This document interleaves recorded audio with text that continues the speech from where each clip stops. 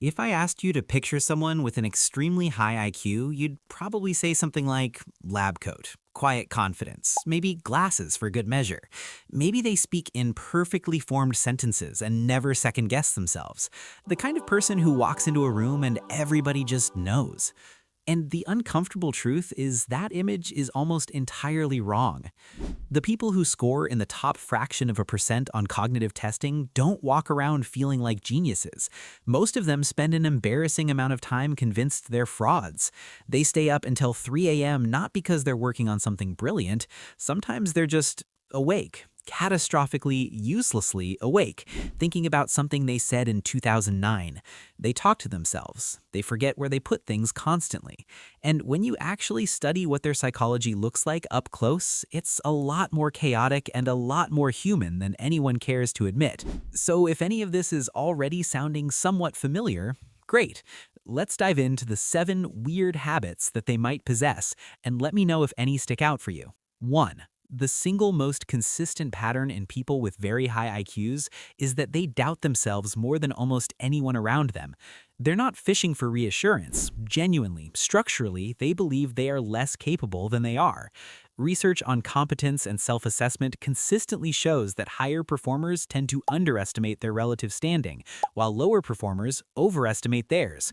And one compelling explanation is that the more deeply someone understands a domain, the more clearly they can see its full complexity, and therefore all the ways they're still falling short.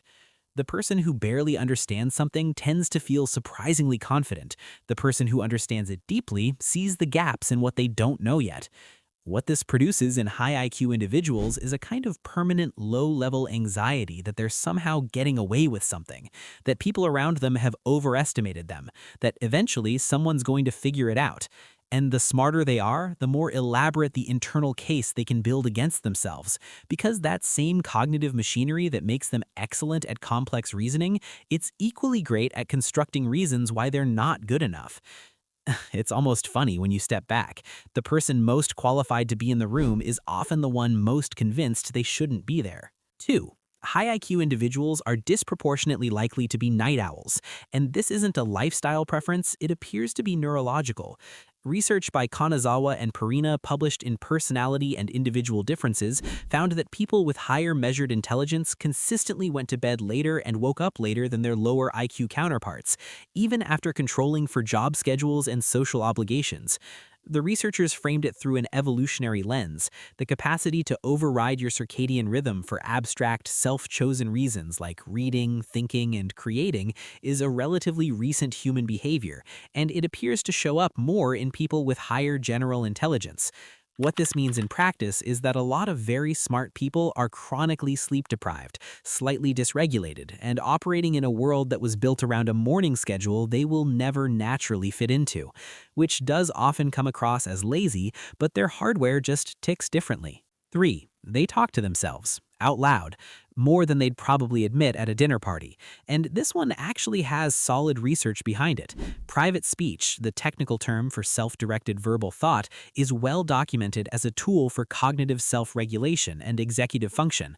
Saying something out loud genuinely helps the brain process it differently than just thinking it. What we observe in many high IQ individuals, though this is more of a reported pattern than a tightly controlled finding, is a strong tendency to use language as a tool for thinking, not just communicating. When there's nobody to talk to, the conversation still has utility, so they have it anyway. The social side effect of this is that they sometimes get caught doing it in a grocery store or a parking garage, and have to very quickly pretend they were on the phone. 4. This one isn't contemplated enough, but people with very high IQs are significantly more prone to anxiety and rumination than the general population.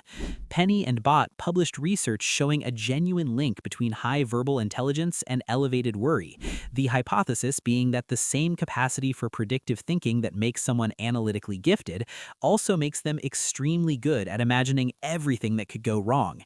Your brain is, among other things, a threat detection machine, so a more powerful brain doesn't necessarily mean a calmer one. Sometimes it means a faster, more thorough threat detector, one that can generate disaster scenarios you hadn't even considered yet at remarkable speed. High IQ individuals tend to be anxious because their brains are running simulations constantly, and some of those simulations can be terrifying.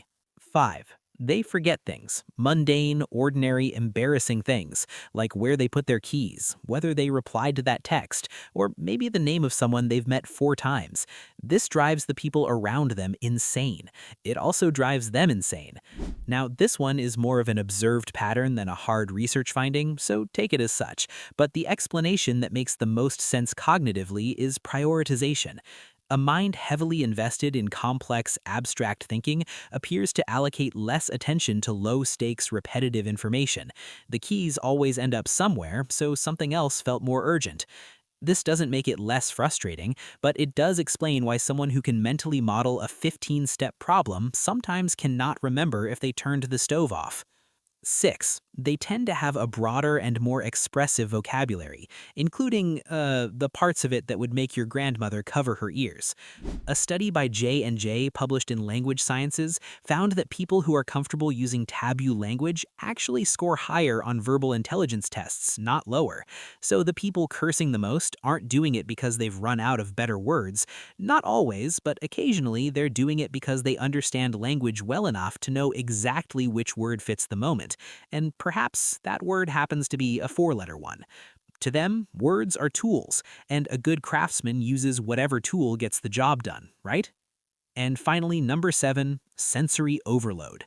People with very high IQs are disproportionately likely to experience the world as too loud, too bright, just too much. And this isn't hypersensitivity as a character flaw. Research has found associations with high cognitive ability and heightened sensory processing sensitivity, meaning the brain that takes in more information analytically may also, quite literally, take in more sensory input than average. Crowded restaurants become genuinely overwhelming in a way they aren't for other people.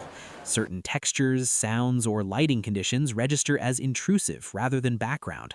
The same bandwidth that processes complexity deeply also processes the environment deeply, and the environment is a lot.